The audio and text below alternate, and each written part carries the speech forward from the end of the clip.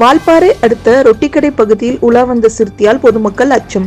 கோவை மாவட்டம் வால்பாறை ஆனமலை புலிகள் காப்பகத்தில் வால்பாறை வனச்சரகத்திற்கும் உட்பட்ட ரொட்டிக்கடை பகுதிகளில் இரவு நேரங்களில் பொள்ளாச்சியில் இருந்து வரும் மக்கள் இறங்கக்கூடிய நீர் நிழற்குடை அருகாமையில் உள்ளது. எம்ஜிஆர் சிலை அதன் அருகில் நள்ளிரவில் வந்த சுற்றுலா பயணி அதன் அருகாமையில் இருந்து சிறுத்தை ஒன்று உட்கார்ந்து அங்கும் இங்கும் ஓடும் காட்சியை படம் பிடித்து தற்போது வீடியோ வலைதளங்களில் வைரலாகி வருகிறது.